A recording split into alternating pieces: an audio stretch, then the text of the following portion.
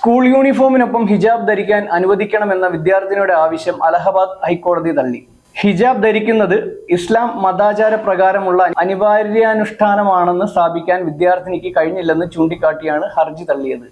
പ്രയാഗ്രാജിലെ Tagore public സ്കൂളിലെ 11ാം class വിദ്യാർത്ഥി സമർപ്പിച്ച ഹർജിയാണ് justice J Muneer, justice Indrajit Shukla എന്നിവരടങ്ങിയ ബെഞ്ച് തള്ളിയത്. ഹിജാബ് ധരിച്ച് ക്ലാസ്സിൽ കയറാൻ അനുവദിക്കണമെന്നായിരുന്നു വിദ്യാർത്ഥിനിയുടെ ആവശ്യം. യൂണിഫോം നിശ്ചയിക്കാനുള്ള അധികാരം സ്കൂളിനാണെന്ന് കോടതി നിരീക്ഷിച്ചു. വ്യക്തിപരമോ മതപരമോ ആയ താൽപര്യങ്ങളുടെ അടിസ്ഥാനത്തിൽ നിശ്ചയിക്കപ്പെട്ട വസ്ത്രധാരണ രീതികളിൽ ഇളവ് വേണമെന്ന് ഒരു വിദ്യാർത്ഥിക്കും ആവശ്യപ്പെടാൻ കഴിയില്ലെന്ന് കോടതി വ്യക്തമാക്കി.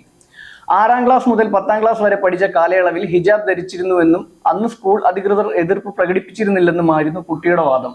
ഹിജാബ് ധരിക്കുന്ന തന്റെ മതവിശ്വാസത്തിലെ അനിവാര്യ മതാചാരമാണെന്നും അത് ധരിക്കുന്നതിൽ വിലക്കേർപ്പെടുത്തുന്നത് ഭരണഘടനയുടെ 14ാം അനുച്ഛേദവും 19ാം അനുച്ഛേദവും ഉറപ്പു നൽകുന്ന മൗലികാവകാശങ്ങളുടെ ലംഘനമാണെന്നും വിദ്യാർത്ഥിനി വാദിച്ചു. എന്നാൽ വിദ്യാർത്ഥിനിയുടെ വാദം കോടതി തള്ളി. ക്ലാസ് മുറിക്കുള്ളിൽ ഹിജാബ് ധരിക്കുന്നത് നിർബന്ധമാണെന്നും അത് പാലിക്കാതിരിക്കുന്ന വിശ്വാസത്തിന്റെ അടിസ്ഥാന സ്വഭാവത്തെ ബാധിക്കുമെന്നും തെളിയിക്കുന്ന മതപരമായ ആധികാരിക രേഖകളൊന്നും ഹാജരാക്കാൻ വിദ്യാർത്ഥിനിക്ക് കഴിഞ്ഞില്ലെന്ന് കാട്ടിയാണ് ഹർജി തള്ളിയത്.